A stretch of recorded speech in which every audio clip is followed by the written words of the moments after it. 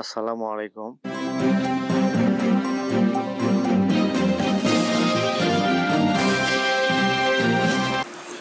সুপ্রশিক্ষার্থী, আশা করছি তোমার সবাই ভালো আছো।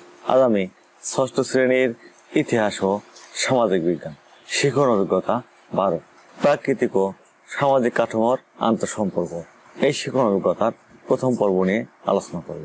দেখো, সামাজিক কাঠামোর পরিবর্তনে আশেপাশের পরিবেশের প্রভাব। নীলা, রনি ও সালমা স্কুলে আসার পথে দেখলো একটা খালের পাশে অনেক মানুষ ভিড় করে দাঁড়িয়ে আছে।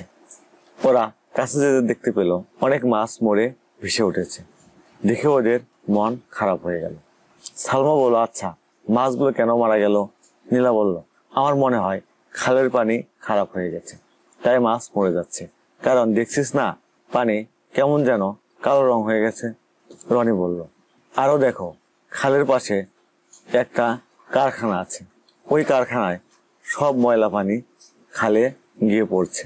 আয়েশা বলল, আমাদের বাড়ির পাশে একটা ইট ভাটা আছে, ওখানকার কালো ধোঁয়া যখন বেশি বের হয় তখন আমার খুব শ্বাসকষ্ট হয়। সাকিব বলল, কারখানা দেখছি অনেক কিছু সমস্যা তৈরি করছে। আচ্ছা, আমরা তো অনুসন্ধান করতে পারি কারখানা আমাদের পরিবেশের উপর আরো কি কি প্রভাব ফেলছে। আয়েশা বলল, তাহলে তো আমাদের একটা কারখানায় যেতে হবে দেখতে, কারণ কারখানা তো আমাদের লাগবে, কেবল দেখতে হবে সেগুলো যেন পরিবেশের ক্ষতি না করে। রিনা বলল, হ্যাঁ, আবার অনুসন্ধানের বিষয় নিয়ে কিছু প্রশ্ন তৈরি করতে হবে। তাহলে চলো আমরা খুশি আপাকে ব্যাপারটা বলি। খুশি আপা সব শুনে বললেন, এ তো ভালো কথা, তাহলে তোমরা কারখানায় গিয়ে কি কি দেখতে চাও তা প্রশ্ন আকারে এর একটি তালিকা তৈরি করো।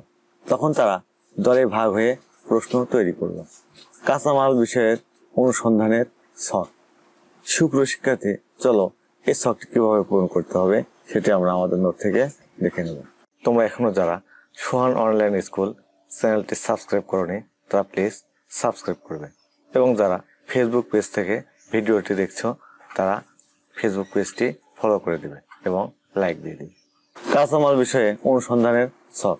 এই কলমে কাঁচামাল, এই কলমে কাঁচামালের উৎস, এই কলমে কাঁচামাল সংগ্রহ, ব্যবহারের কারণে পরিবেশের উপর প্রভাব, এই কলমে ফলাফল।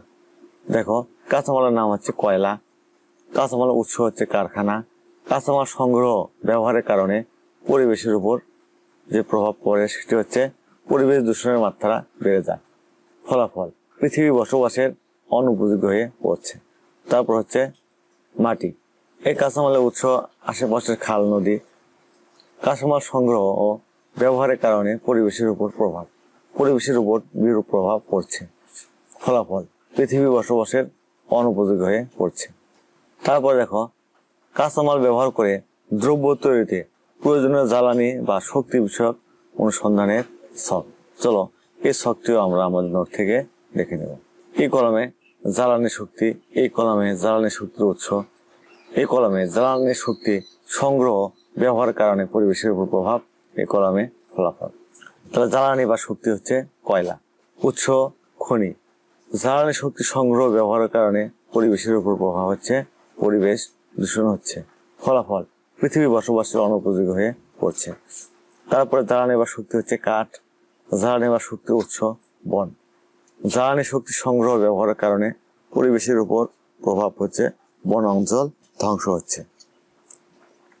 ফলাফল, পৃথিবী বসবাসের অনুপযোগী হয়ে পড়ছে। তারপর দেখো, বর্জ্য বিষয়ক অনুসন্ধানের ছক। চলো এটিও আমরা আমাদের নোট থেকে দেখে নেব। বর্জ্য হচ্ছে সুরকি, বর্জ্যের উৎস ইট ভাটা। পরিবেশের উপর বর্জ্যের প্রভাব, মাটির উর্বরতা বিনষ্ট হচ্ছে। ফলাফল, ফসল উৎপাদন কমে যাচ্ছে।